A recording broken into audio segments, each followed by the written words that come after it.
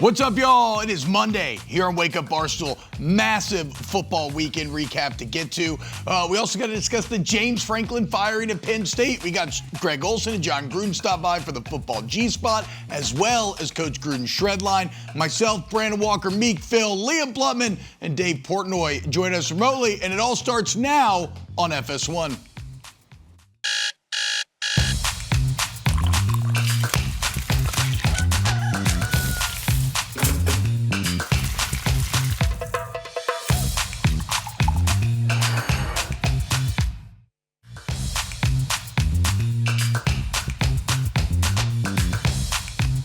What's going on, everybody? Welcome in. This is Wake Up Barstool. We do it every single day here on FS1. Very excited to have the Monday crew back. We got Dave joining us remotely again. Like I said, a huge weekend to get to. Playoff baseball as well. But I don't know if there's any bigger story in sports right now than Penn State, after a disastrous collapse over the last 3 weeks, choosing to part ways with James Franklin to the tune of a $45 to $49 million buyout.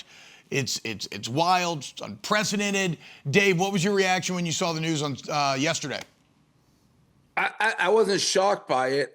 You never know. He's been there so long. We've seen conflicting stats, right? At least I have. The first team ever to lose as a 20-point favorite versus like it took 30 years. I don't think they were keeping stats back then. I think it's the only team in the history of college football to lose back-to-back weeks as double-digit favorites.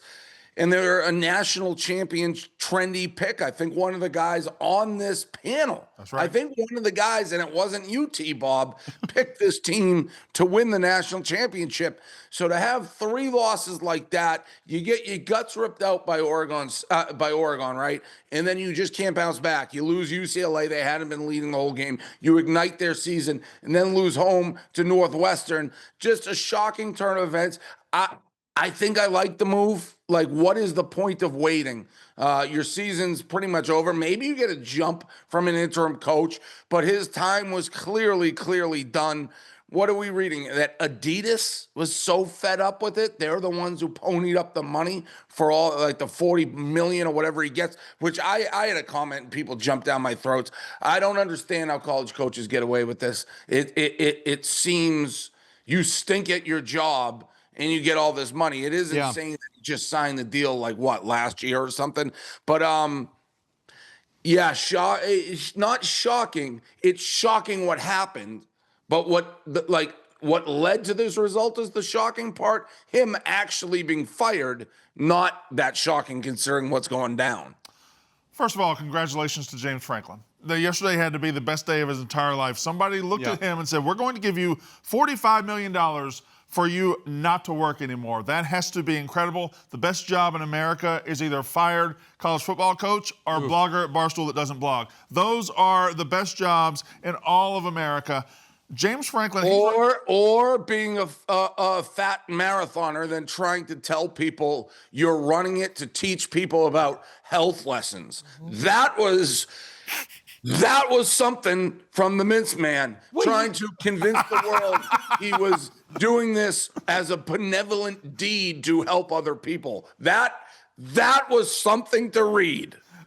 Wait, you didn't take that sincerely. Look, I'm very naive and gullible and trusting, but you didn't take that sincerely, Dave. Look at his body transformation, man.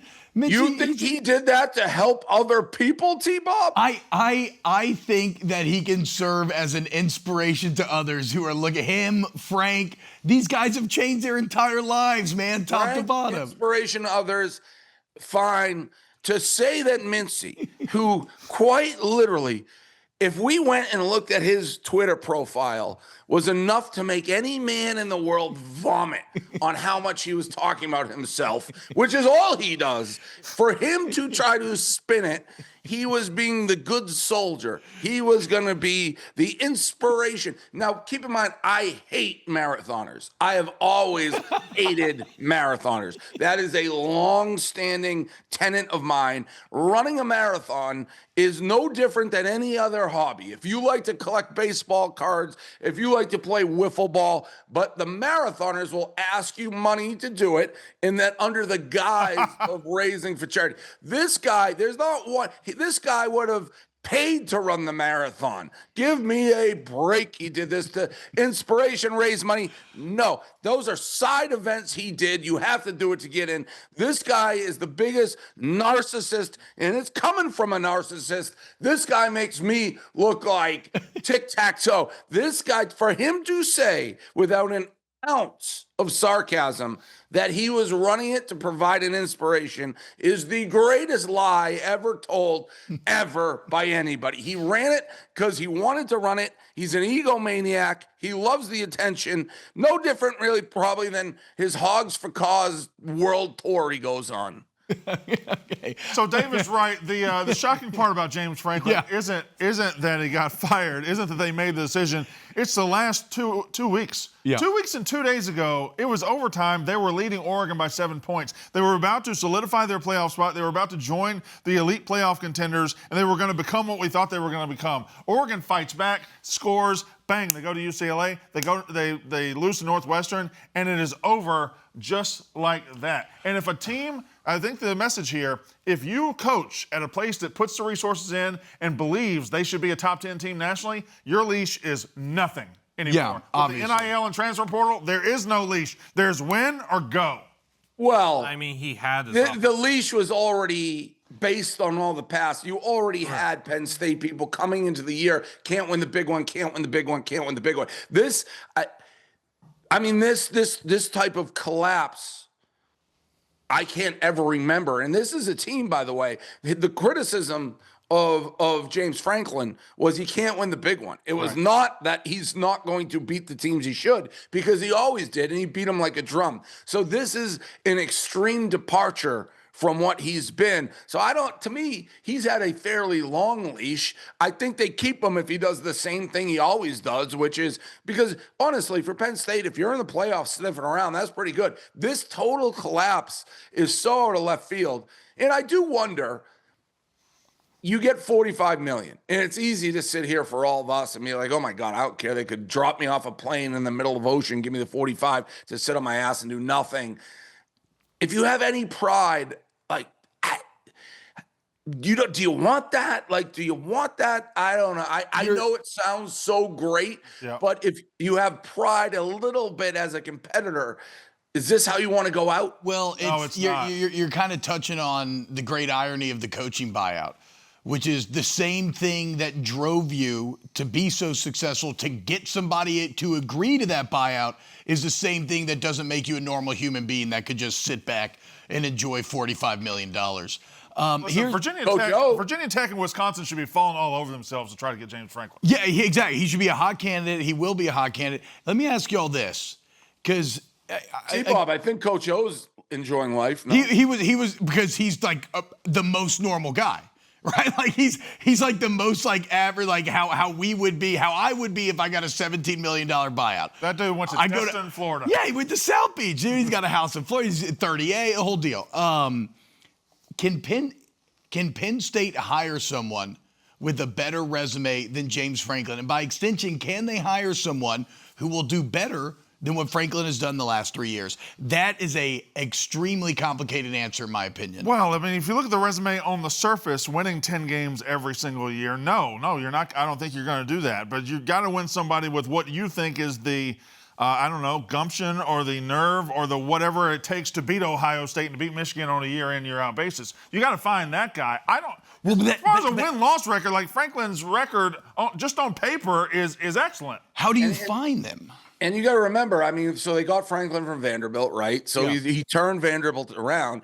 The resume at Penn State, you should be able to be better. It's also, he could be a guy that's just not an NIL guy. I mean, the NIL is a relatively new thing where you can change programs pretty quickly. And even if you look at Signetti, and I don't have this answer, I'm going off the top of my head. He's obviously been amazing at a program that had nothing before he gets there. Yep. How many of his JMU guys are like still floating around that team? Like you almost, if you come, how many? He's still got a decent chunk of guys. Not as many as but they did leverage last year into also bringing in some like elite transfer portal talent on top of that. But like, So if you're a the coach, best player on defense, JMU could. Yeah. if you are a coach that comes from a winning team and you can bring your winning culture or players with you, that like is a gigantic move. So when I'm looking at, Matt Rule is the name that I'm not 100% sure I understand the name, but that's the name everybody's saying. I talked to Will Compton. I said, what's going on? I'm hearing your guy. He goes, we have F5 tornado sirens going off. I don't think he's going anywhere, but I'm in a shelter, basically. So I don't know why he's the name, but if he comes, the quarterback's definitely coming with him, right? He's a name because of his Penn State past, and it's as simple as that. Well, I'm saying from Penn State, is he winning on a level that you're like, oh my God, I need the Nebraska? So but that's why he's the perfect example of the question I'm asking. That's why I spent like 30 minutes thinking about this the night of the Oregon game. I came up with 3 names. I told you guys the day after. I came up with Cignetti. I came up with Trinkwitz because I think he's a dork and fits that program. Yeah. And I came up with Fran Brown because of his Northeast and SEC ties. I think is a good mesh. I didn't go to Rule because I don't think Rule's all that great of a coach. I don't think he could handle Penn State. I don't like. You can't go Fran Brown over Rule though, huh? And I love Fran Brown. It's strictly based off recruiting and connecting to players and stuff like. What about Fran Brown's Dillingham? one of the next man up. Dillingham's an ASU lifer. He's going to get a lot of money. I know Arkansas has been raising money with interest in him. Dillingham becomes weighing whether he wants to stay at ASU because he's a Scottsdale-born kid, went to ASU, or if he wants to chase the money in a bigger national spot. I want to refute a few things that you guys said. One of them being the James Franklin won 10 games thing. Look at his resume, blah, blah. What'd they do last year that impressed you guys out of curiosity? Was it the 7-point win against Bowling Green? Was it the 1-point win against Minnesota? The horrendous teams that they beat, the easiest path possible to get to the semifinal, which they crumbled and choked again. What did they do last year that was so impressive that we could give? It's on paper is what we're saying, Liam. Yeah, they went 11-1, went to the playoff, and they played in the Final Four. On paper, it all looked wonderful. And they were certainly in a position to beat Notre Dame. I mean, in this day, you're having teams beat teams. If you want to look at, you like the Notre Dame coach because they lost to NIU last year and they still made it to the championship game. So in this era, the teams are Ohio State. Lost 3 games, they won the national title. The coach would have been fired if they didn't make the playoff. So it's hard. You're not going to find the perfect coach. I think Kenny Dillingham, he would be my number 1 guy. I think he is an NIL era guy. I think he can recruit. And I don't care if you were born in Scottsdale. I don't care if you're in my bar every single night. Arizona State, to me, will never be a total football school. You have too much going on, the sun, the girls, the pool parties. If you want to win a national title, you maybe compete once. I don't know. Being at a Penn State, being at a big school like that, such a jump up from Arizona State, who's, I don't know, that would be my guy. Maybe never leave. That would be the guy I would target for anybody. Call 1 should be Cignetti.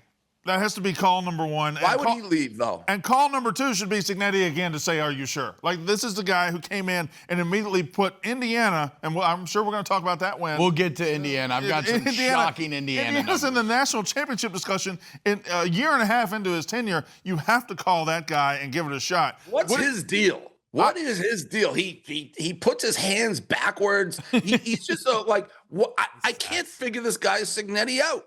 Like his first thing, we're gonna beat everybody. You're beating everybody. He seems like, I don't know, like something's off with him he just doesn't. There's something weird to him, but all he's doing is winning. He's just sassy, psycho. He's angry. He's Football psycho. Yeah. He It's plays not the just WWE that. He puts his heel. hands on his hips weirdly. His arms are inverted. It goes all the way up to his breastplate. It's crazy. Dave, so maybe expound on that a little bit, because you obviously hire a lot of people, right? And so you're used to being in this position, even if the setting's different. Do you think Penn State wants to put their thumb on the scale to try to catch a riser like Dillingham, or Is it like Matt Rule or Brian Kelly, or you try to go, or Dabo? Do you kick the Dabo tires? Brian Kelly. So those you just mentioned two losers. He's trying to get rid of Brian Kelly. I'm not trying to get rid of Brian Kelly. Relax. It's the winning. Who the hell wants Brian Kelly? That's the winning. Look, that's an LSU fan trying to get him off the payroll. I have a $50 million buyout myself that has to be contended with eventually. But no, in all seriousness though, because in theory you're hiring to win a natty, right? Can you find a resume out there? Guys, I think now. I guess if you're looking at Matt Rule and you guys are saying he's a Penn State lifer and this and that, and that's his dream job. That was the rumor. Maybe I'm being naive. Why can you win at Penn State, not Nebraska? Yeah, I mean, that's a good question. Kind of inclined to. They're not. They're not all that dissimilar. No, I mean you could win anywhere in this era, right? So that to me, Matt Rule has.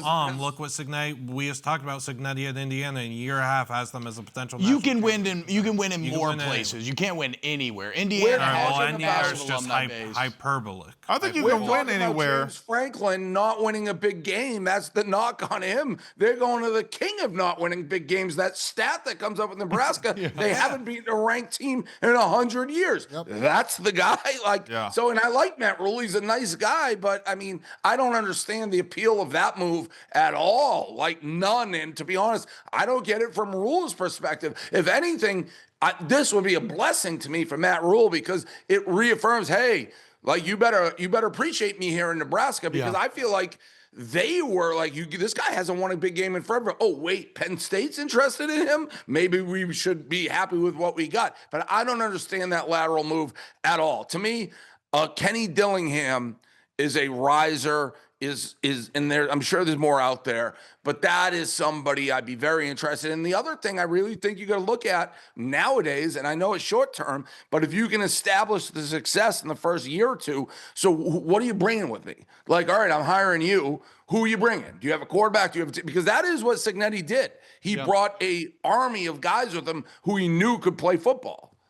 Yeah, and that's interesting to think. I wonder if Dillingham has that right now. But Dave, Levitt, what year is Levitt? He's young. He's sophomore, right? Yeah, I mean, if you get Dillingham and you get Levitt, you're a top 10 team. It's funny though, Dave, because I think you just touched on the dynamic of why these buyouts come about, right? That whole idea of look at this job opening, all of a sudden they're interested in my guy, and then you get Jimmy Sexton in a room, the shadow lord of college football, and he says, "Hey, pay up, or my guy's gonna leave." And Texas Tech is the perfect example, by the way. You can buy your way into national title contention like that. Yeah, this is why I don't like people talking about again, the whole buyout thing, $50 million. You could find the money if you I said on Roughness on Saturday. There's nothing that the average man, average woman cares more about than their college football team, their alma mater, the team that they care and root for every single Saturday, being good at football. There's nothing people care more about it. So if you have the money, you're going to find ways to invest, get the right resources, and get going. And you guys are bringing up Adidas, right? Adidas pushed for Franklin to be out weeks ago. It's not just because of Northwestern. It's not just because of UCLA. It's because they knew, hey, if we're investing in this school, we want this school to be one of our flagship programs, right? James Franklin's not the guy in our eyes. And administration after the tumble said, you know what? We can't do this anymore. So it's a combination of both those saying, hey, time to move on. I can't believe that I got to fight back on one thing. Some people care about more than that. Some people care about inspiring people through running marathons. Yep, that's true. Fair. That's actually really fair, heartful. All right. We got to go to break. But on the way out here, a little food for thought. James Franklin, 4-21 against top 10 teams. Steve Sarkisian, 5-18. Get the Rule record. Rule is 0-400. More Wake Up Barstool. We got the football G-Spot coming up. Don't go anywhere.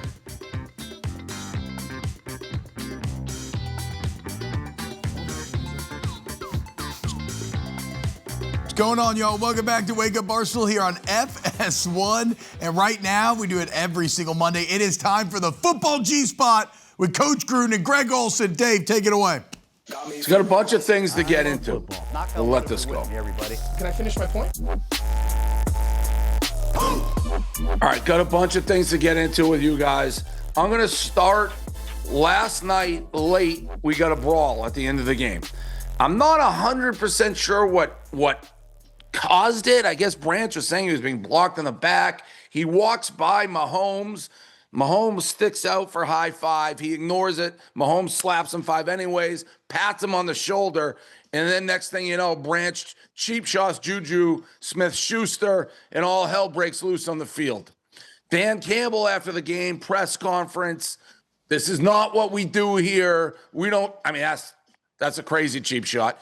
This is not what we do here. We don't do this. I'm going to start with you, Coach.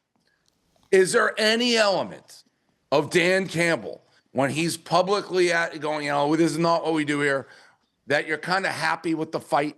You're like, you lost by 2 scores. This is a big game. So you're saying to the media, we don't do it. But in your heart, you're like, I like the fight that my team's showing, even if it's a cheap shot. Or is this just something, I don't know, you find the guy and you're like, we actually don't do this here? Well, I think the Lions have already proven they're going to fight. They're going to fight until the end. They fought through injuries. They fought rehabbing this whole franchise. I mean, they've been fighting their butt off for a few years. That's taking it too far. That could have escalated into something really bad. I didn't like seeing Branch take that shot. He's too good of a guy, too good of a player. Clearly, I just think the emotions got the best of him. I thought Dan Campbell did a great job putting the hammer down, making sure it doesn't happen again. Greg, same? Yeah, I agree with Coach. I think Campbell's one of my favorite guys in the league, one of the coolest guys to talk to, one of the most forthright and honest. His production calls, every time you're around him, you're just like, man, I would love to play for this dude. I thought he handled it great. I think Branch, like Coach said, he's a hell of a player. He's been a big part of that turnaround. You just can't do that. He did get blocked in the back. Juju did hit him in the back a play or two earlier. There's penalties for that, right? There's flags. There's ways to monitor that. All of a sudden in the handshake line, granted an open fist, but albeit a punch, you just can't do that at any level, let alone the NFL. I thought Dan was right to just come out and completely just say, we have no tolerance. They're tough. They're going to battle. They're going to fight. They didn't play particularly well last night, so there's obviously some frustrations boiling over. But yeah, I don't think publicly or behind the scenes that's something that Dan Campbell wants his team to be a part of. Another coaching question. Going to the college ranks. Kirby Smart clearly calls timeout on the sideline. Clearly running down, timeout, 1 second left on the play call. Then he starts saying, I believe he's saying the other team is clapping. Auburn's maybe signaling the signs. Somehow they don't charge him with a timeout. They don't get a penalty. They don't get anything. I've seen, obviously, any time you get into the SEC, some people are saying he should be an electric chair. Some people are saying he should be fined. Is this... Hey, if you ain't cheating, you ain't trying. Like, what is going on here? Is this over the line? Coach, we'll start with you on Christmas. He changed his mind. Give the guy a break. I've had several times where I've taken a timeout and an official says, are you sure you want that timeout? And I said, no, I guess I don't. I mean, we are allowed to make a mistake once in a while and see if we can change our mind. Fortunately for the referee, for Georgia, they gave Kirby Smart a mulligan. But I was at Georgia, Dave. Me and Malisak were at Georgia watching them practice. As far as I'm concerned, nobody should criticize Kirby Smart. He is the baddest dude in college football. He runs the best practices. I love Kirby Smart. As far as I'm concerned, he can do whatever he wants. Mulligans? Mulligans? Coach, I'm surprised. I thought you were going to say it's your own fault if they're simulating your snap count. I know how much you hate guys clapping for the snap count. So I thought that's the direction you were going to go. I mean, I think the notion that he should be fined is absurd. I mean, listen, this is the gamesmanship of a sideline in football. You are trying to get every call. If your guy holds, you're sure as hell not raising your hands. You don't call fouls on yourself. This is not like backyard football, backyard street basketball where you got to call fouls on your own. The referees have to make a decision. He clearly was calling timeout. There's no question he was calling timeout. He had an unbelievable story in his back pocket that he used in his press conference to then change his mind when they were going to get the play snapped in time and they weren't going to take a delay that he was using about the clapping. I don't fault coaches for trying to find it's not illegal. He's making a case. He's pleading his Somebody case. has to pay. Then the ref has to pay. The ref was wrong. I think it's no different than if there's a blatant pass interference or there's a blatant face mask and they miss it. Like, there are rules for the refs to officiate by. They don't always get it right. Coaches they plead their case the entire game. That referee on the sideline has Kirby Smart in his ear, arguing and defending everything. It's just the nature of the sport. That's not a interference. The guy, that's. Oh, he called timeout. He 100% called out. So and you blew your whistle and stopped and said timeout. You can't overturn it. Yeah. You can't overturn it. I'm saying the burden, in my mind, is on the officials, not on Kirby Smart. Then you got these officials lately getting away with murder. You have to fire or suspend that. Like, that is, he called timeout. You gave him a timeout. He says he's clapping or whatever. Go to the booth. He wasn't clapping. He wasn't. Auburn has been on the back end of this all season long. Back to the NFL. We go back and forth. This is a two-part. First of all, Tua. The Dolphins are in disarray. Tua gives a press conference, and I've seen some different takes on it. He essentially stands up there and says, listen, guys aren't coming to meetings. They're late. We have no leadership. We need a leader. Now, he's the quarterback of the team. He's playing his ukulele. Greg, start with you. What do you think of airing out the laundry here? Yeah, so twofold. I think player-led meetings, like we always had a saying, if there's starting to be player-led meetings, let alone in week 4 and 5, you might as well just pack your stuff up because you're probably all getting fired. I think player-led meetings are usually when all hell has broken loose and there's nobody running the show and things have just gotten completely out of touch. That's my experience around locker rooms that felt the need to do those. I'm also a big believer that when it comes to like players and what's going on in your meetings, I don't mind a guy standing up there and being honest. There's been many times in my career where I stood in front of a camera and I said, listen, we stink. We haven't been good, but I think you have to include yourself in the negative. I always believed if I'm going to stand there and point and be critical, I'm going to include myself in the group. It can't be those guys are not doing a good job. Those guys are being late. Those guys are not paying attention to detail, whatever it is. So I think that was his mistake. I don't mind him being honest. I don't like the fact that it appeared that he was talking about everyone other than himself. I don't personally like that. I don't think that's the job of standing at the podium.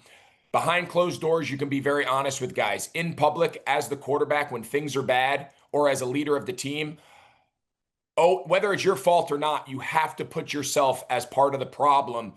If not, it's going to appear me versus you, and I think it just makes things get worse. Coach, what do you think of player meetings? Well, I think player meetings have a purpose. Obviously, you don't want to have a lot of those player meetings, and sometimes when adversity strikes, you count on your players to collect their thoughts individually, and maybe they can come up with some solutions. But I don't like players or coaches airing the dirty laundry to the public. I think there's a lot better ways to handle this. I used to tell our PR guy before anybody got on the podium after a tough loss, just make sure they compose themselves, collect their thoughts. Tua's got to show up in that building today and see his teammates, and he's going to have to address it with them individually and collectively. That can be uncomfortable. I just don't like players and coaches getting behind a microphone after a game and airing dirty laundry. I don't think it helps anybody. I saw, I'm always kind of obsessed with like what's going on with the fashion and whether you can equate, well, this guy dresses like that, that's why they stink. We have 2 coaches in the league wearing capri pants. All right. We got 2 guys wearing capri pants.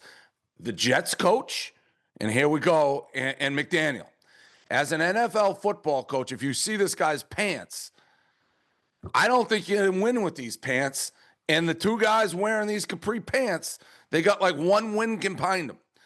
I know we got a little tiff, Greg, but Coach, I mean, this is the NFL. You can't. Hey, I see Sean McVay. Sean McVay wears those pants. Does he? Yeah, I seen Raheem Morris wear those pants. Those pants are really fancy. I don't think they would look good on me, but I always thought this, Dave. You show up to the stadium just like the players show up at the stadium. You go to your locker and you wear what everybody's wearing. You don't put on your designer shoes and your Barstool hat and you got all these shirts with all these slogans on them. Some of the gear these coaches are wearing now, it's Ridiculous. I like the coaches to look like coaches and be in a uniform that all the coaches are in, but I'm old school. I'm sure I'll be criticized for that as well. I wouldn't mind going to suits. I like the Tom Landry, the old suit on the coach. I kind of like that. Greg, I don't know. You've stepped up your fashion game since the first episode. What do you think of capri pants on the sidelines? Yeah, I don't know. I kind of agree. I think there's probably guys out there, if we really polled how many times McVay or has Shanahan wore them, or some of the guys that are regarded as like the new whiz kids and kind of one of the top minds in the league. I'm sure they've worn them before. I think when you're losing, I think everything from what you wear to how you talk to what your hair looks like to how big your play sheet is. I think when you are losing, and for the Jets, no wins, and obviously Miami's got one. I just think you're going to be criticized on everything you do. I think if they were 5-1, I think it'd be cool. I think if you look back a couple years ago, McDaniel's wearing probably the same outfit. Yeah, Miami's probably winning a bunch of classes. Yeah, and I think he was cool, and I think it was fun, and he was hip, and he was a little different, but he was in Miami, and it worked, and they were winning games. So I don't know. I think the nature of the NFL is everything you do is going to come under scrutiny. If you don't want to be criticized, just win. No one cares about anything else. Just find ways to win, and you can do whatever the hell you want. All right, I'll see if we have this clip, but apparently it's standing out. First game you've been back in Carolina, right, Greg? Yes, I've done a couple over the years. First one this year. First one this year. Oh, so then what? This is the first time giving you an ovation? Panthers legend Greg Olsen. I got misled here. Coach is like, we should put this up there. They gave him a big standing O. I thought it was the first time you've been back there.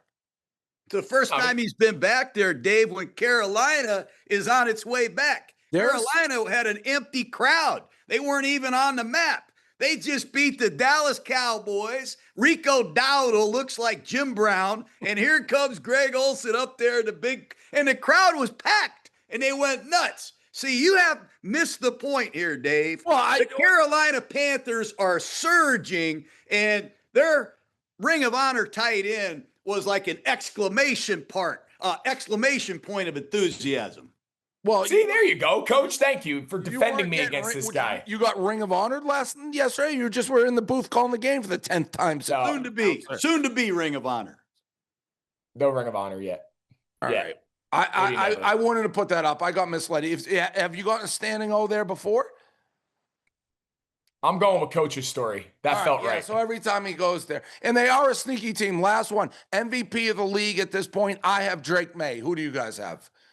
Shocker. Well, have you seen the way this guy is playing? Oh, no. You heard. I told you last week on the show how good I thought he was. So that's a legitimate answer.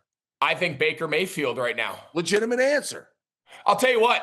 And you can't, it's hard because he's being punished for how horrible his defense is. Dak Prescott, he's not the MVP because there's a win-loss component to this. Dak Prescott is playing incredible football, and his defense, they're the only offense in the league scoring 30 and only defense giving up 30. They're combined. But I'd say Baker, some of those plays he made yesterday was insane. That's Dak ball. Dak ball plays better when the pressure's not on the line. That's Dak ball. Like if before we can give Dak ball an MVP, he's got to put those numbers up on game-winning drives and what matters. That's Dak ball. I have Drake May. Coach, who do you got? So I already know your answer. I'm going with Baker Mayfield, Dave. Yeah, same. He's a combination to me of Brett Favre and Rocky Balboa, man, the way he's playing. I mean, that scramble he had yesterday on 3rd and 14, you don't see quarterbacks with that kind of playing style. This guy has really done an unbelievable job with all the injuries. Bucky Irving, Mike Evans, Chris Godwin, Igbuka's out of the game. Wirfs and Gedeke, his 2 tackles. This guy is an assassin, man. And to me, he is really, really deserving of the MVP if we gave it out today. And you know what I'll say about the scramble we're watching right here, and I think you alluded to it? He's one of those guys. You can watch that play 100 times and you still don't understand how he got there. It's not like he's got blazing speed. Doesn't seem like he has this unbelievable elusiveness, but yet no one can get him. But there's not like Michael Vick. All right, well, he's just faster and more. It's pretty clear how he gets there. Baker just gets it done, and you're like, how did he do that? Like if that play happened 100 times, I mean, he only gets there once, but he probably does get there a lot. You just can't figure it out. It's bizarre to watch, if that makes any sense. I went to the mall the other day and I bumped into Teddy Bridgewater, the backup quarterback of the Buccaneers, and it was great to see Teddy. You guys are just walking. We were just walking around shopping for shirts, and there's Teddy Bridgewater. I said, hey, man, what is the deal with Mayfield? What makes him so special? And all he did was point to his heart. He goes, this guy's got this, man. Unbelievable work ethic, just a great competitiveness that's hard to find. Yeah.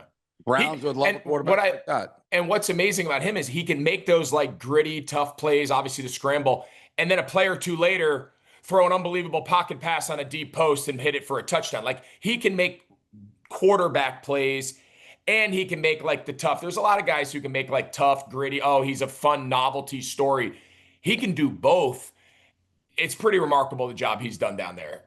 All right. Well, I appreciate it. So on the record, we have you two, Baker, me, Drake. We'll see how it plays out because I don't know if you're watching every snap that Drake made, but my God, I'm it's Victory Mondays again in the Portnoy household. Thank you guys for coming on. We'll see you next week. I appreciate it. See you guys. See you. All right, more Wake Up Barstool coming up here on FS1. We got Brandon Walker's top 10. I need the whole next segment to react to the things those idiots just said. What about what? No, more talk. More Wake Up here on FS1. Grab a coffee. Bunch of idiots around here. Couple minutes. Welcome back, Wake Up Barstool. There it is. College football's #1 personality, Brandon Walker, has a brand new top 10. Take it away, BFW. Yeah, I do. I still think Ohio State is far and away the best team in the country, as I've said all along. Miami's still up there with the strength. I did consider putting Indiana at #2. It's either Miami or Indiana. Yep. And then behind Indiana, you have Ohio State, Miami, and Indiana. And behind that, I think it's a whole lot of mess. It's a whole lot of chaos, a whole lot of conjecture and speculation. I think A&M's been really good this year. Texas Tech been really good this year. Alabama jumps all the way back up to 4 because they beat 3 ranked teams in a row. Yep. Georgia's there at #7. I don't know how good they are. I don't know how good Oregon is. Oregon's the big mystery now. Like their best win that propped them up so high has fallen apart. So there's a lot of question marks after #3. Indiana's the last team with 0 question marks whatsoever. They've looked perfect. And there you go. I got Ole Miss at #10. Ole Miss looked terrible the other day. Yeah. Dave, obviously a healthy debate on Big Noon and around these parts has been SEC Big Ten. Oh, here goes his face. Look at his face. What's your breakdown? Well, no, I'm going to start with that ranking. Like, I would have Indiana 1. Fine, you want to keep Ohio State. Walker thinks they're the best team. He also thought Penn State and Texas were 1 and 2. Fine. That's what their preseason 1 and 2. No, you actually thought Clemson was 1. Absolutely can't. I cannot accept Alabama being ahead of A&M. I just can't. A&M is undefeated in the conference. They've beaten Notre Dame. They just beat Florida. They have big wins. Knock, knock. Alabama got their doors blown off by Florida State, who stinks. So in no world should Alabama be ahead of A&M or in that top 5. I have Texas Tech in my top 5. Get Alabama out of there. But Alabama ahead of a fellow SEC team is pure, unadulterated lunacy. I don't actually hate that. I expected to push back. I don't actually hate that take that much. You don't hate my take. No, I don't hate Dave's take there. Like, if we're just objectively, if we're just, no. I chose Dave as my loser of the weekend for Saturday. That's okay? right. Yeah. So let's not, I'm not brown nosing here. Okay. Because the Wolverines? What's that? Because Michigan, you mean? Yeah, it was a brutal day for Michigan, both directly and by extension. When you look at past results that they've suffered and how those teams did, Oklahoma losing to Texas. Yeah, it was bad. There's no doubt we lose. I wear it. But this getting back to this point, it's just I'm curious as to what I'm just saying, Walker I says. agree. I know Alabama's better. We're trying to project who's going to be better. But I do agree that outside of the brand name, there's actually no reason to just think that Alabama's just flat out better than A&M right now. I'm fine with this. Again, I think 1, 2, and 3 have separated themselves, and after that, it's a bunch of mess. So if I made a mistake putting Alabama over A&M hasn't lost yet. Wow, this is. You said Alabama was dead. A shocking. I don't know why you get flown out here, to be honest. I've never ever seen Walker hand up, be like, I screwed that one up. I do that all the time. Not in a current ranking like this. You'll post to it. Don't point at me. Don't point at me Right now. Don't point at me. This ranking is a mistake, and there's no world Alabama should be out of A&M. I believe when you do a top 10, I believe a lot of it should be who you think is better. Okay. Yeah. And I believe Alabama's a better football team than A&M. A&M has the 1-point road win against Notre Dame, which is probably the best win in the SEC this season. I think it's probably the best win. But in SEC play, they have played Mississippi State, they have played Auburn, and they have played Florida. Against Florida, Auburn and Florida is nothing to sneeze at. Against Florida, they were pretty impressive. They didn't impress me that much against Mississippi State. They didn't impress me that much against Auburn. I don't know. I think they're a fine team. Alabama lost by 100 to an Undefeated. ACC team, and if you want to go SEC versus Big Ten, again, it was on full display. The Mississippi, the number 4 team in the country, 30-point favorites, squeezed by Washington State, who has to get the students at the school to fill out their roster. So give me a break. And anytime you see it, so I don't want to go into that, but You're comparing SEC to SEC, though. Hold on. We should talk about Indiana. Do you want to talk about Washington Indiana? State is the SEC. No. You started that conversation by saying I was wrong about Alabama A&M, and then you Different said conversations. you rolled into it seamlessly. No, well, that's what I do. I'm a professional in this FS1. We got 13 people watching. I seamlessly go on to the other. I have a quote from a college football head about Indiana before the season. Indiana made a playoff due to the easiest schedule in America, and their coach believes it turned him into Steve Spurrier. Who said that? I did. The guy on the set. Oh, I did. That is, hold on, time out. That was 100% true. That's exactly why they made the playoff last year. They made the playoff because their schedule was easy. They got into 2 games in deep water with 2 teams, and they proved they couldn't do it. This year, they immediately get in deep water again, and they prove they can do it. Didn't you call Signetti like the biggest coward in America? That's what I called it. That. The biggest fraud and coward in college football. When did you call him that? July 22nd. If you would shut up, things would go a lot smoother. I said it Saturday, you idiot. I said it Saturday. You also said July 22nd, too. I have the stamps. Saturday. Saturday, I called him an apology. Oh, I don't owe anybody an apology. This is college football. These things happen. There's been a material change. He's no longer a coward. He goes on the road and beats an Oregon team who looked pretty damn good. He goes on the road, and Indiana has the biggest win in school history. No longer a coward. So congratulations to him for getting off the coward rankings that he was on last year, for losing to Ohio State the way they did, and for losing to Notre Dame the way they did, and just trying to cover spreads at the end of the game. This was a team. This is a different team. The defense is a monster. The quarterback is a monster. They have come a long way. So let's not focus on me. Let's focus on Curt Cignetti becoming not a coward. Yeah, I have them as my number 1 team in the country. You go into Oregon, you beat them. They got a couple of. They beat Illinois by 100. Looked a lot better than Ohio State did. Common opponent. Again, I like to see what you do on the field, not my own humble opinion. So Indiana is my number 1 team in the country. Here's maybe to back that point up a bit, and you're right. Look, the quarterbacks that they've shut down in Altmaier and Dante Moore is fantastic, but. Last night, I'm just trolling around CFB stats, looking at rankings in the conference. Here's where Indiana ranks in the Big Ten. Second in points per game, second in total offense, second in scoring defense, first in total defense, second in turnover margin, number 1 in time of possession, third in third down rate, second in opponent third down rate, first in sacks and TFLs by a mile, second in red zone touchdown percentage, and first in opponent red zone touchdown percentage. So make no mistake, those are the most important stats to winning. Yeah, they're good. No, that's State not good. Anyway. That is great. That is elite. And that's with shutting down Altmaier. That's with shutting down Dante Moore on the road, where they gave up the pick 6, and then to tie it, and what they do, they still go win the game by 10. Indiana's dominant. They're great. Number 1 team in the country, in my mind, but we'll all figure it out. And again, Ohio State, we keep saying they're very good, clearly, but they really haven't I mean, if you want to say Illinois, that was their toughest game. I Washington at Washington. They've looked dominant, but they haven't played a top team yet. Well, in that league, they're not going to. They're going to play Penn State later. They're going to play Michigan. They're not going to play a top 10 team in that league. They're going to play a bunch of garbage week in and week out. They're playing a national title pick. You got to go through still. Yes, good point, Meek. They still got to go through, the playoffs, and we'll see. But yeah, the off schedule. I mean, the Big Ten, USC. Do they? No, they don't play USC. USC. I don't know what to make of them. Michigan didn't look good, obviously. It was a bad weekend. Elite offense for USC. They came into that game averaging 8.5 yards per play. Cincinnati was second in the nation at 8. And then I think there were like 5 other teams over 7.5. So Lincoln Riley's offense is fully back. Dave, speaking of Michigan, a rough day, and now Haynes is hurt. Where is your head at after the 31-13 drubbing by the Trojans? Well, it's tough being, what is that expression? Heavy is the head that wears the crown. Yep.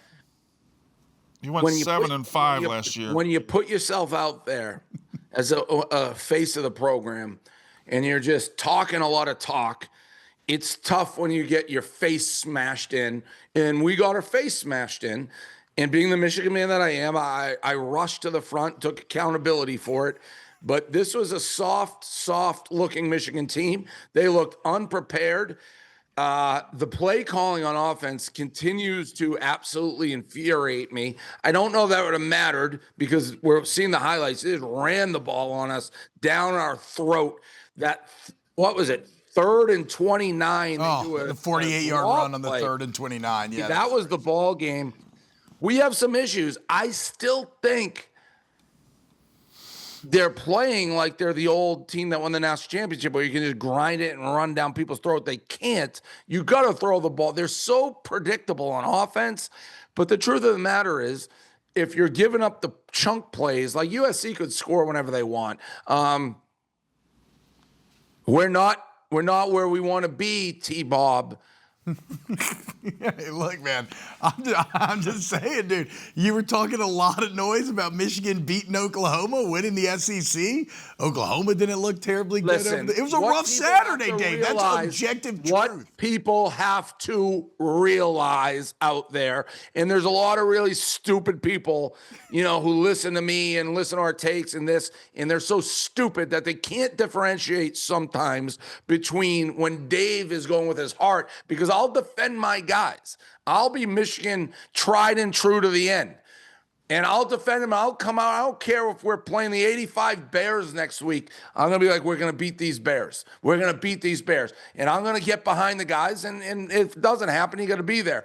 And then I have my real takes, which are always right and always brilliant. But I'm going to die with the maize and blue. and I may die a couple more times this year if we don't figure things out.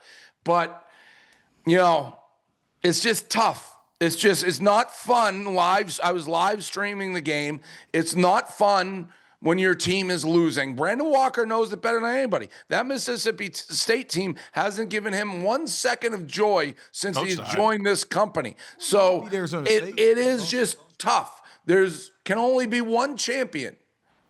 Well, next time you're streaming, if you want to have a better mood or something, I can send T-Bob and Casey there with a couple of glasses of wine, and you guys can have a good time. I had to ban her. I felt bad. She was trying to sneak her way in. It's like, we already did this song and dance, and it would have been the same thing because it was the same absolute blowout I had to sit through. So Michigan, I've streamed 2 games in Chicago, and Michigan has gotten their doors blown off. And I'll tell you this, it's almost like they coach not to get killed, not to win. It's like the way they're running the football, They run, in my opinion, Dave, they run a very talent-dependent style, which a more pro style is. You're not winning by scheme. You're winning trying to out-muscle and out-tough. And this year, at least, the talent maybe isn't quite where it's been as of recently. And it's dependent on your defense shutting them down on the other side. And it's all combined with a young quarterback that is still learning, has a ways to go until you can be a bit one-dimensional. I think he's great.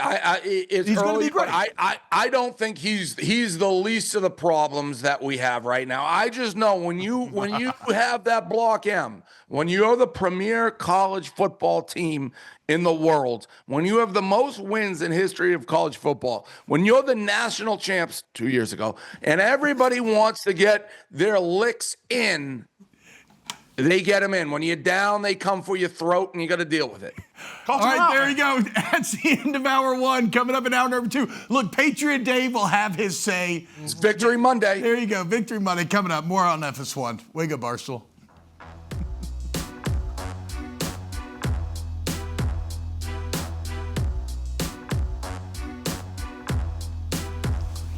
What's happening, guys? Welcome back to Wake Up Barstool, hour number two. Very fun hour one. Shout out Greg Olsen and Jon Gruden. Jon Gruden will be back. We got Shredline still to come. Brandon wants to confront Coach Gruden about some Kirby Smart issues. But now it's time to talk NFL.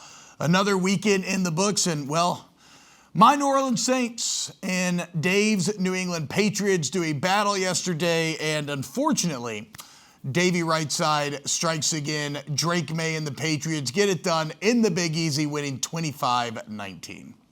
Yeah, and listen, they're not going to write like poems and sonnets about beating a 1-5 Saints team, clearly. But as a Patriot fan, this was a trap game, right? We're coming off the Bills on the road, one of the bigger wins this franchise has had since the dynasty days. And in this era of NFL where it's, week to week, teams up, down, hungry dog runs faster, this was a trap game for the Patriots to lose. And they came out, they should have won by more. There was some absolutely atrocious offensive pass interference calls on Stephon Diggs. But this guy, Drake May, I thought I was impressed with him against Buffalo. He looked even better. This guy he just has it all. He has the pocket presence. He has the arm. He's doing it all. I was so excited watching that game yesterday. I'm making videos.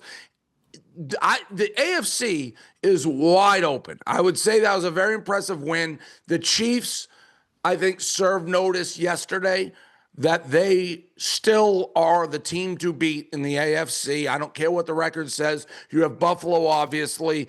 The Ravens, I looked at the DK odds again. I don't know if they've changed from when I looked at them yesterday. The Ravens to win the Super Bowl were like 20-1, and the Patriots are 40-1. That is crazy. The Ravens are dead. Yeah. 1-5. The Steelers are 4-1. I don't think you're catching them, even though the Steelers stink. The Ravens are the Penn State of the NFL. The Ravens were a trendy Super Bowl pick.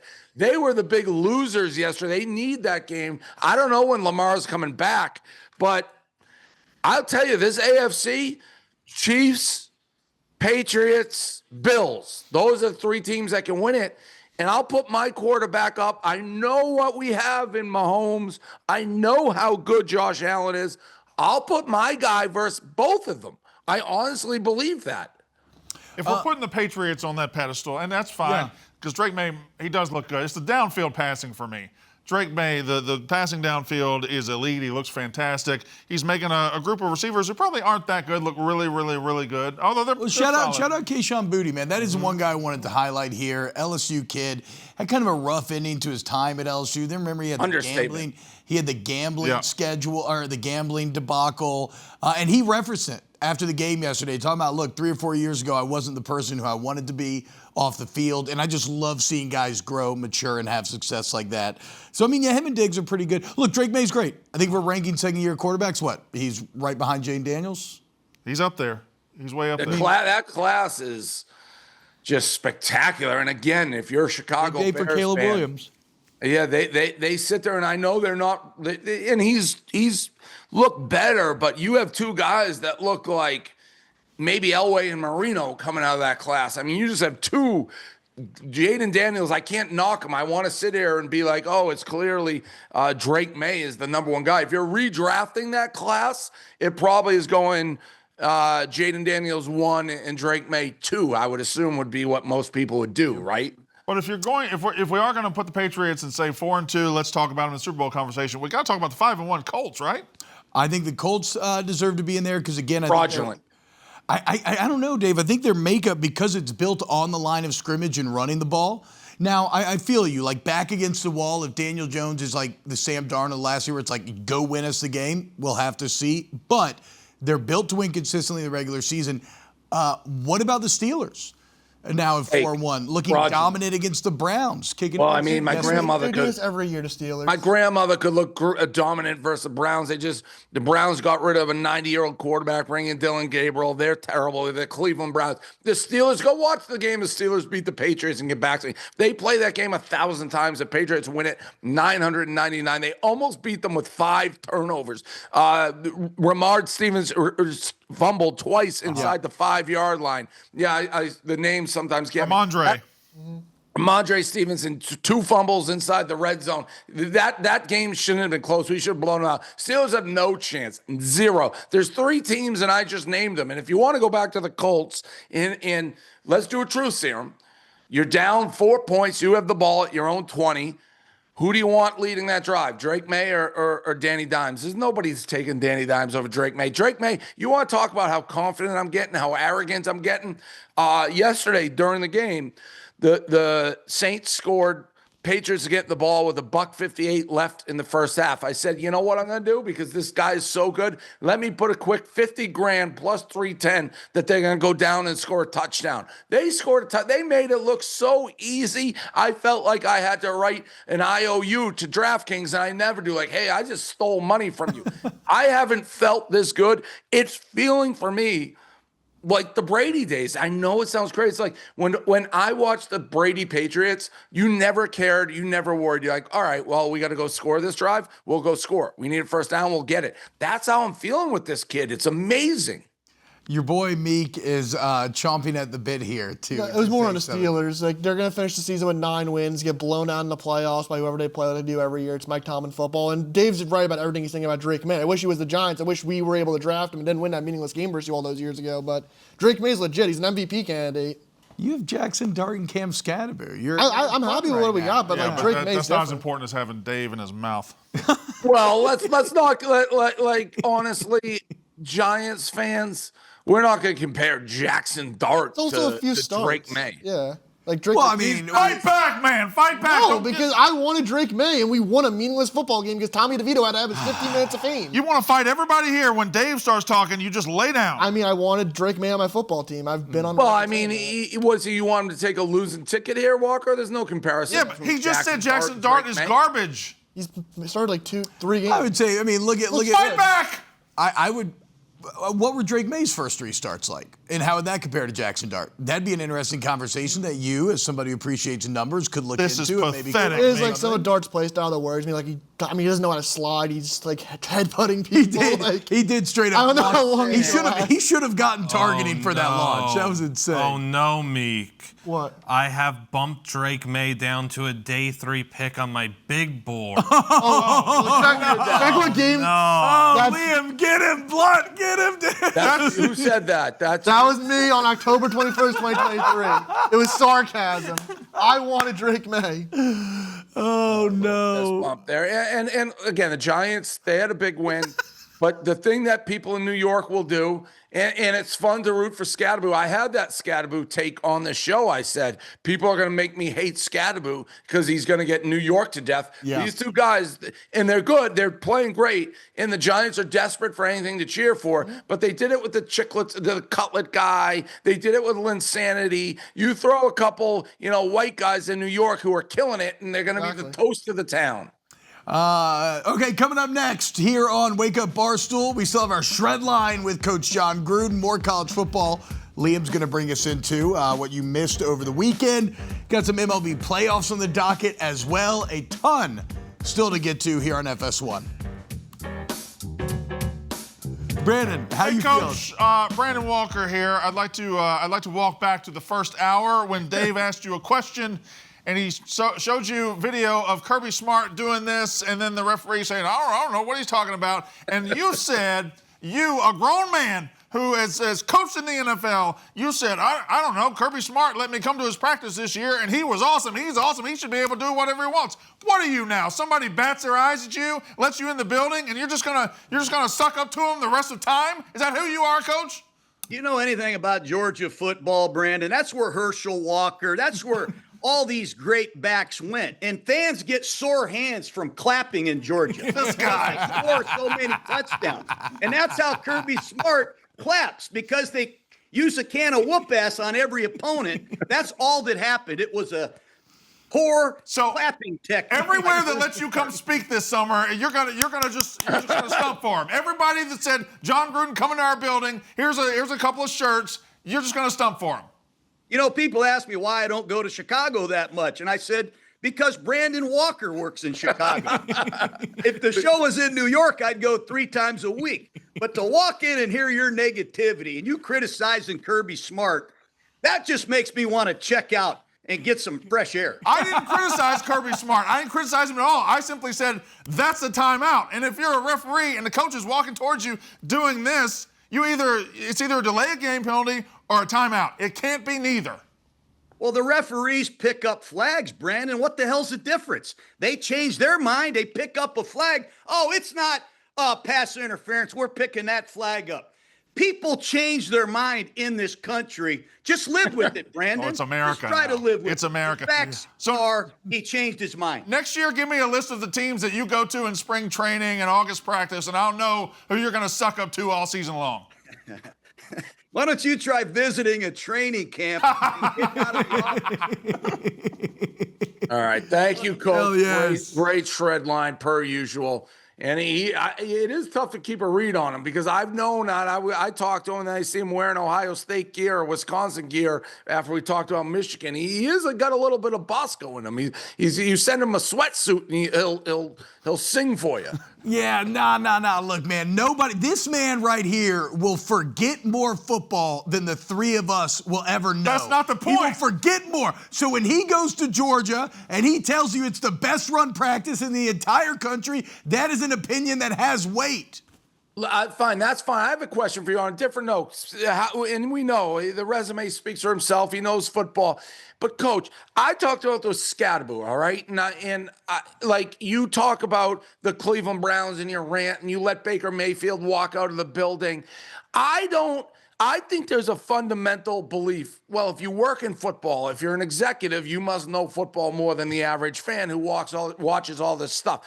Let's take Cam Scadaboo. I watched Cam Scadaboo play in college, and this guy was single-handedly almost taking Arizona State to the national championship. He's throwing, he's catching, he's running.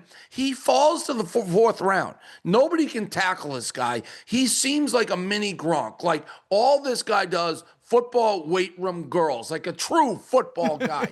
What are executives looking at?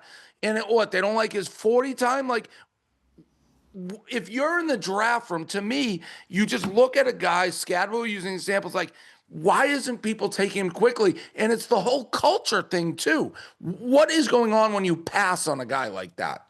Well, it's just not a perfect science. Look at college football. Some of the highest ranked prospects don't play well in college either. It's just the way it is. I mean, Cam Scadaboo, I don't even know if he got a scholarship. He went to Sacramento State. He transfers to Arizona State. He's always been under the radar. And you're right, he's a sawed-off Mike Allstott, the way I see him. But he's another example of either poor scouting or a guy that just slipped through the cracks. And I'll say this, too. Credit to Brian Daboll for giving him a chance. Some guys just need a chance. They need a certain environment where they can take off and launch themselves. And I credit Brian Daboll for giving him that shot. And if Tyrone Tracy didn't get hurt, if Singleton wasn't playing well, perhaps he doesn't get this opportunity. But I just love seeing young guys cash in when opportunity knocks. All right. We appreciate it, Coach. Thank you, guys. There you go. Coach Gruden, the absolute legend. All right, guys, next here on Wake Up Barstool, we still got to get to some of the big results we haven't gotten to this week. The Red River rivalry happened this weekend. The what? The Red River rivalry happened this weekend. We got... But just to clarify, because we do have to clear one thing up, I picked Indiana. So he said no, he had Indiana. Yeah, a lot of people picked Indiana to at least cover the spread. Yeah, a lot. But minority, though. Sure. Minority, I would say. I did. I also had Texas. Again, if it's not Michigan, I'm right basically 100% of the time. It's just your heart that causes the trouble. I'm never going to pick against Michigan. All right, we also got to get some of the best social moments from the weekend over college football. See you next. Welcome back to Wake Up Barstool. It's time to continue to talk football, specifically college football, as we have multiple games we haven't touched on, and we have the #1 ball watcher in America with us on studios on Monday. Of course, that is none other than our own Liam Blutman. Liam, we must allow you once again as the preeminent UCLA Bruin on all of national television. Your Bruins get it done again. Another ass whooping this weekend. This time the Michigan State Spartans going down. Liam, how we feeling? On top of the world, and now kind of ready to, knowing I'm going to fall off the cliff. The Jerry Neuheisel stuff's out of hand. Everyone wants him. I know he's not going to be coaching here next year. It's frightening for a guy like me. Being good stinks because now everyone wants you're good. I won't wish this on my worst enemy. You've been bad so long that you've forgotten how it feels to be good, and you're not used to it anymore. They're 2-4, by the way. Well, Dave. Best 2-4 team to ever play college football. Probably. They should be ranked, and you know that they should be ranked. As a Big Ten guy, you should be thrilled that UCLA's coming in here, giving more than Washington and USC have, providing so much more to this conference, just a notch below Oregon, and proving the depth in the Big Ten. Hell yeah, Liam. Shout out, for real though, impressive win for the Bruins. Okay, social moments from the Top weekend. 4 in the Big Ten. Can I just want to, before we Yes, do that, go I ahead. need an announcement that I need to clear up. Michigan has Washington in the big house this Saturday. Michigan bounces back, wins that game. If Michigan runs to the table, playoff team. So that we still have everything in front of us. We just got to keep improving. We also, again, we went out playoff team as well. No, I don't. No, That's no. actually that's functionally mathematically not true. Well, unless they win the. What, you guys are both, you're both Oh, yeah, college they win football the Big fans and Ten. just said no to the Big Ten champion making Damn the it, playoffs? we just stepped on a rake. We That- did. Dave, these are college football guys?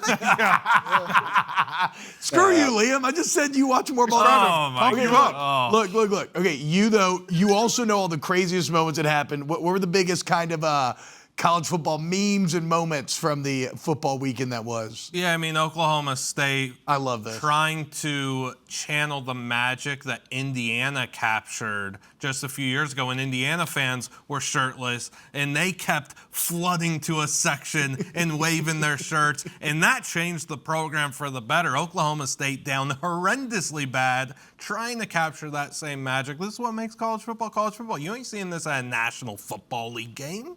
Yeah, Which begs the question, why don't NFL teams, I know it's hard to do it, bands. You need bands, and fight songs belong in every football stadium.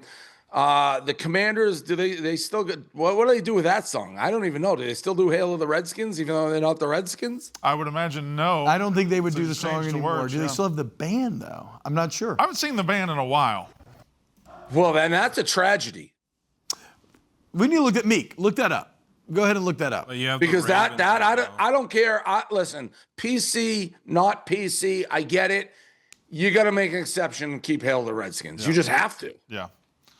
Another game that we haven't touched on a lot outside of talking about where they would rank would be Alabama-Mizzou. Over the weekend, of course, this was a massive moment for Mizzou. The score, in my opinion, a bit closer than the flow of the game. Like, Mizzou was fine, but statistically, Alabama kind of dominated this one. Brandon, what were your biggest takeaways? Yeah, it's just that Alabama, and I thought Missouri was going to win this game. I believed in their quarterback a little bit too much. He played really poorly. My biggest takeaway from Alabama, though, is they are winning these close games for one reason and one reason only: Ty Simpson. They are getting in these big-time games in fourth quarter, these drives. He had a 4th and 8, and he threw a dime on the sideline right there. Then he had a 4th and 3 later. He throws a touchdown pass. Yep. When they're getting in these games, and Alabama's coming into Missouri, and Missouri's quarterback is playing poorly, and Ty Simpson's making all the plays, it's impossible. It's impossible for Missouri to beat Alabama in that situation. I don't know how good Alabama is as far as going down the road, but they are surviving these tough tests in the SEC. They're showing some grit and some gumption, and now they got another one against Tennessee. He had 6 or 7 big time Throws. Yeah. Big time. Like throws. he's He's built different than a lot of the quarterbacks in college football right now because he's cut from a different cloth, and like just listening to him talk pregame, postgame gets me fired up because it's a lost art in this era. It really is. This isn't the Nick Saban Alabama teams that just come into your building, cut your throat, and then watch you die. This is a team nuts off, that just absolutely it's going to be a fight. It's going to be a war, and they've got a soldier at quarterback. But when push comes to shove and it's a money down, Alabama's winning the money down like every single time. Their third down ratios are unbelievable. Their play calls from DeBoer and Grubb on third downs are so clutch. Their quarterback's putting on the money. Also, Kalen DeBoer 12-2 in the black. Can I just and I thought Alabama would win this game. I think Missouri is trash. I think anytime you watch a team that needs a field goal and a 2-minute drill and they can't even get 3 yards and they can't, Missouri's trash. And I don't want to throw cold water because I actually bet Ty Simpson win the Heisman at 20-1. All right, because I know ball, and it was a great bet, Blutman. It was an absolutely spectacular bet. Spectacular bet. It was, and what is he now? Plus 370. So of course, listen, this guy here doesn't get the credit for knowing ball like he knows. But let me throw a little cold water again. The SEC.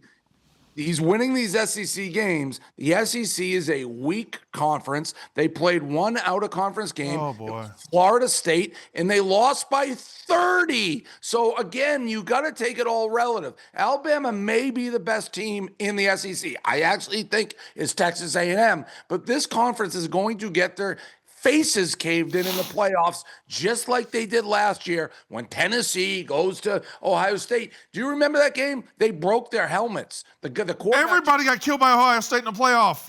Well, not everyone got killed by Ohio State in that same time frame. Michigan beat the piss out of them 2 weeks Same time before. frame. That's what we're doing now. The same time frame. Well, then same time frame.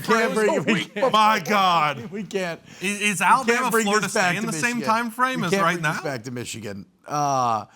To your point, look, the point is here, Ty Simpson deserves to be celebrated. In a day and age where everybody leaves, transfers elsewhere, he overcame a lot of adversity. He lost multiple starting battles. He stuck around. Now he's being rewarded for it. Why are they so good, Liam? You mentioned third down. It's because they're on schedule. He's constantly on schedule. And then, as you said, Grubb and the money downs. So 4th and 3, that was massive. So Alabama looks really good. Dave, I mean, they're better than the FSU game, right?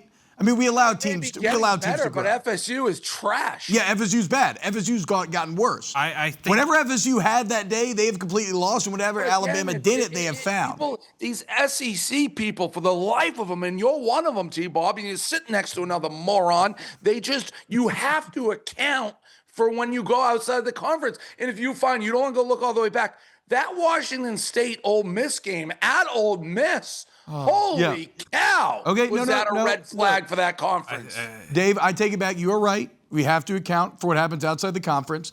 So let's talk Texas, Oklahoma, an SEC on SEC battle. An Oklahoma team, of course, with a very nice win over Michigan earlier in the year. And Texas, Oklahoma, Red River rivalry going down to Texas State Fair. And really, what a day for the Longhorns as they just kind of handle Oklahoma.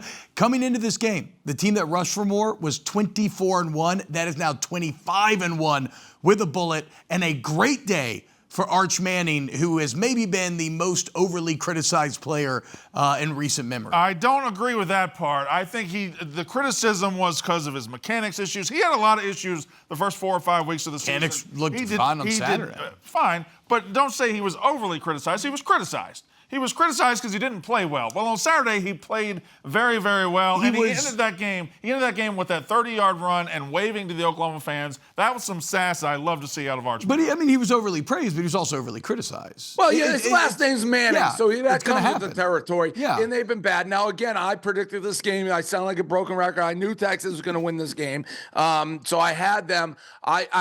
This is a rant that has nothing to do with anything, but a rule that has to be changed in college football. I said it in real time. I hate how you can have the same numbers on both sides. It's so stupid. You got the free safety wearing number 16, and he looks like Arch Manning's body type a little bit.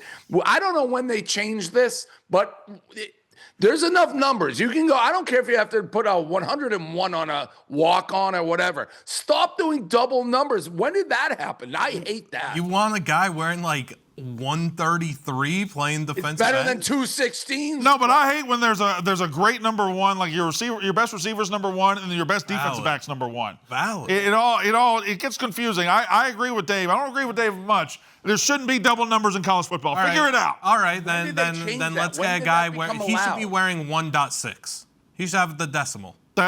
Okay, fine. It's better than one. No, don't agree to the decimal. That's terrible. What type of absolute lunatic would choose to have the same number as one of the most high-profile guys in the country? And then, what, is he that desperate for attention to talk to the girls walking around Austin and be like, oh, see, they're wearing my shirt. They know that's Arch Manning's shirt, not your shirt. Oh, actually, What does he pretty good plan. Does he get a Pretty cut good of, plan. Does he get a cut of the jersey? Yeah, now that I think about it, if I look at the other guy on the other side, the best player, and I got his number, you might just talk me into it, Dave. Yeah, what about NIL? How does that work if he's using the thing? I don't like it. Again, there has to be a year. I am getting old, all right? I grant you that. But I don't remember that. Like, this is a new thing, right? This feels like it just popped up like 3 or 4 years ago. Yeah, it's relatively new. Where all of a sudden the best players on every team have single digits and the same numbers. It's crazy. We've kind of lost our way with numbers in general.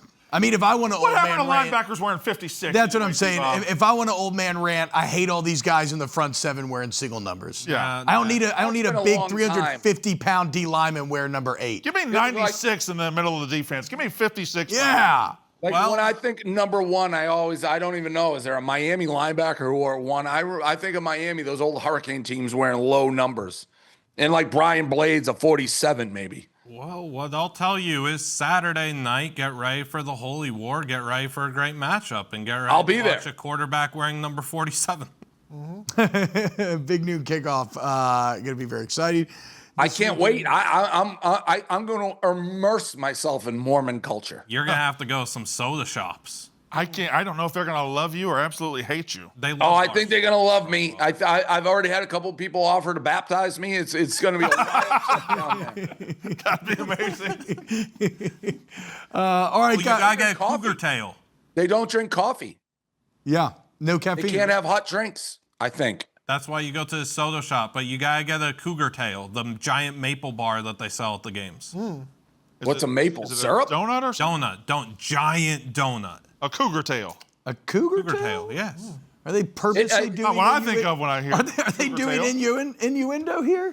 They do things in Provo. Wait, so if you had a cougar tail, do you soak your cougar tail in your drink? They said soaking is a myth, not real. Oh, really? Soaking's Yep. probably for real. Or is that more of a Salt Lake City thing? Soak Lake City. What about durfing? You don't know about what that is. durfing. I feel like we're don't in know about dangerous that. water here. All right. No, Cougar Tail's giant maple bar. Yeah. Love it, yeah. Yeah. Do you dip it in your drink? I'm saying to kind of break it up a little No, bit. but That's all I was asking. they posted like right after COVID, they were, I think in 2020, they were like taking their masks off in the student section, taking a bite and sharing it with the next person next to them. Very funny. This stadium looks absolutely surreal with the mountains behind it. And I'll tell you, since we went to Utah, the amount of hate email I've gotten between these two schools, the Holy War, I got a feeling I may report back and say it's one of the most bitter rivalries I've ever been a part of. So, Brandon, They hate each other. this man. was number one. Yeah, religious They're also hate. very close. I didn't know they were that close. Yeah. I didn't know Hour that either. apart. Wait, but Brandon, this was number one on your list to visit, right? Yeah, when The we were at stadium? Utah, I said the number one place I wanted to visit was LaVell Edwards Stadium at BYU, and number two, of course, was Rice Eccles at Utah. Rice Eccles, Utah. But yeah, Incredible troll. sometimes when you go a place, the number one thing they want to get across to you is how awesome they are or how great. Welcome in. All they wanted to talk about was how much they hated BYU. Hell yeah. Yes. Hell yeah. Oh, it's And rivalry. BYU equally was like, what are you doing in Utah? That place is the worst. That's the dumps. Come to Provo if you want a clean city, a nice city. Now, again, I'm a guy who likes to gamble. I'll have some wine, coffee I like. I don't all those things out. All those things out. It's clean living in Provo. I can't wait to see if Dave gets converted over the weekend. Stay tuned. Big noon kickoff. Davey Mormon coming to a TV near you. More Wake Up Barstool coming up next. Still more NFL on the docket. Playoff baseball as well. Meek going to take us to the diamond. So keep it locked right here on FS1.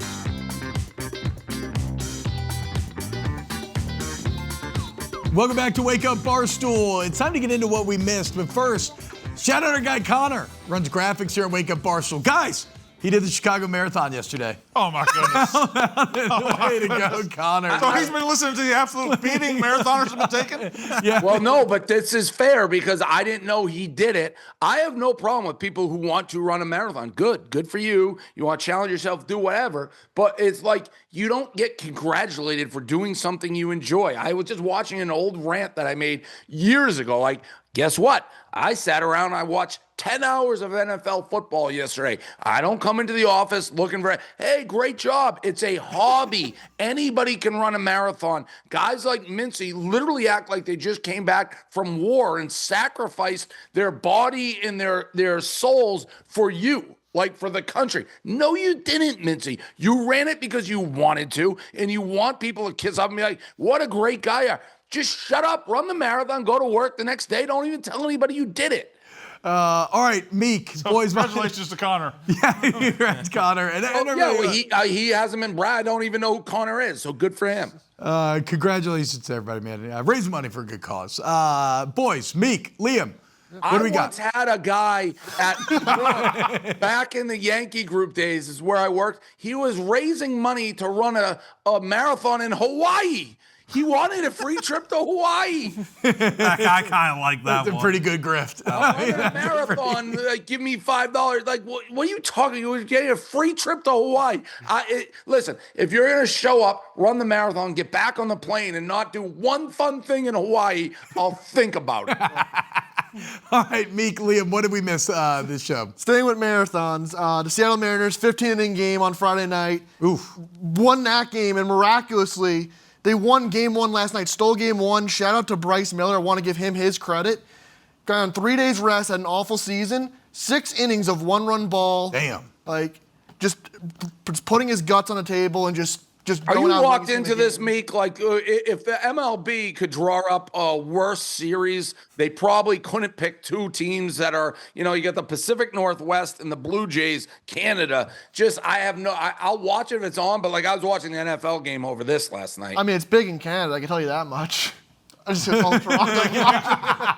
I will say That's a good point. Look, the Friday night game, because it wasn't going against NFL, that was awesome. That was awesome. That's one of the That best was baseball crazy. games I've ever watched. And like I said, they played 15 innings.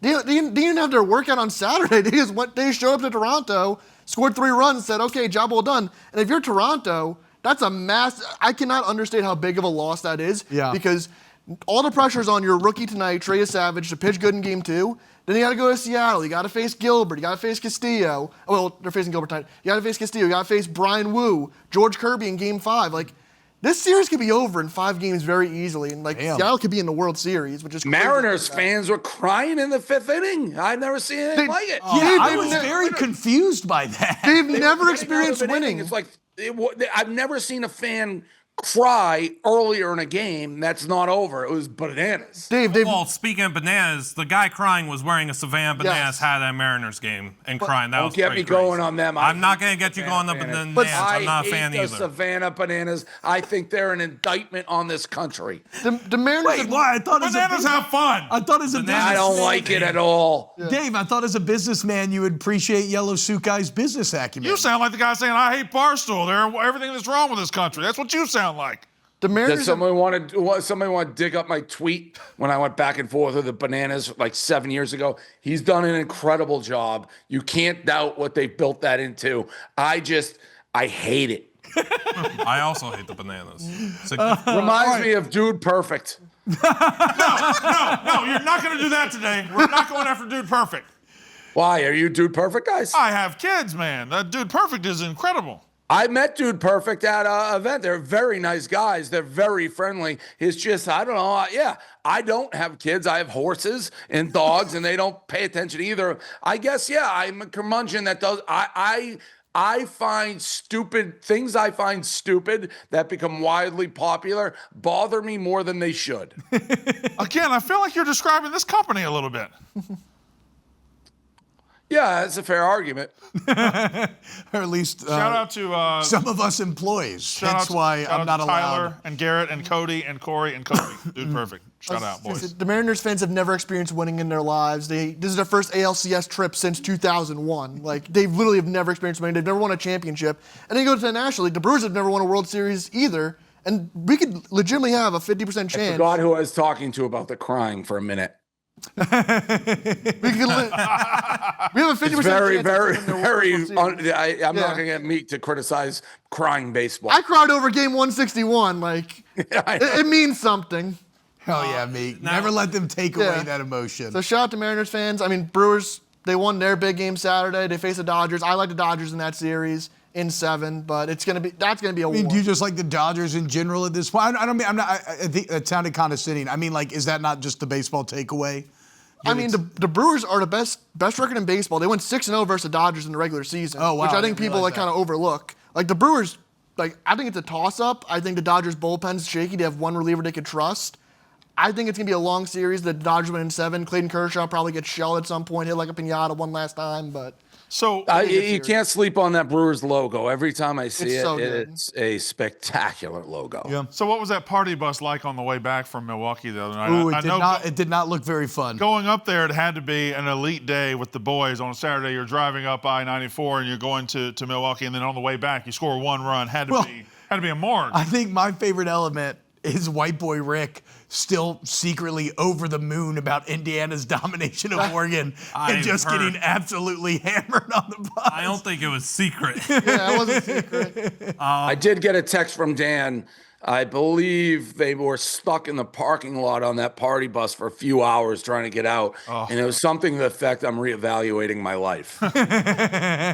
He probably felt like you did a few weeks ago watching the game. Yes, that was a low moment. I mean, this past Saturday night wasn't good either, but nothing like the torture I didn't see. That would have been, by the way, Matt Leinart thinks I'm wearing a Matt Leinart shirt on Big Noon Kickoff. That ain't happening. He didn't make the bet. I don't think Matt Leinart understands how bets work. He's like, let's make a bet. I said, your punishment if Michigan wins is you have to apologize to Oklahoma for the way Lincoln Riley treated them and call him a scumbag on national TV. He didn't agree to it, so there was no bet made. So I'm not wearing the Leinart jersey.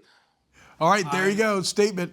I have a story that we missed, that everybody missed. Yeah. It's in the tennis world, and it started on September 29th. Brandon Walker, don't sigh. This was a pretty surreal event. It's a Masters 1000 in Shanghai, which is the second highest level of tennis, just below Grand Slam. You had a 26-year-old Valentin Vachereau who wins 7 underdog wins to get to the final. So he had 7 underdog wins in 9 matches. He played his cousin in the final. 2 guys that never, Brandon Walker, keep crying. No, keep going, Liam. Don't get distracted. 2 guys that never could have ever dreamed of this. 2 guys who, Arthur Rinderknecht, who was the other cousin, brought Vachereau to Texas A&M to play tennis. Without that cousinly love, this story never happens. Vachereau never makes it into the final. Vachereau was ranked 206th in the world. He's the lowest ranked man to ever win a 1,000. He won $1.1 million in this tournament. For his career, he had just won $590,000. It's a life-defining moment. He's now ranked 40. Rinderknecht is ranked 28. This was 2 cousins who in 16 combined matches won 13 as an underdog, including wins over Novak and Zverev. It's incredible. Okay. Nobody I cares didn't about listen to tennis, a but word that's of that. nuts. I was researching how far my Savannah banana hate goes back to. I have them August 20th, 2023. I'm seeing a champagne bottle of Savannah bananas. I wrote an article entitled "The Savannah Bananas Think They're Cool Because Marty Mush Took BP with them," and they're actually on my hate list. One of the first things he did after buying the company back, hating the Savannah Bananas. Okay, we got to go to break. Liam, thank you for that. More Wake Up Barstool. Nobody cared about it. Closing out Monday next. It's a good story. It is, but nobody cares about it. But nobody cared. Nobody cares about it. that was not good. Right against the break, too. Nobody cares about this. I love you, Liam.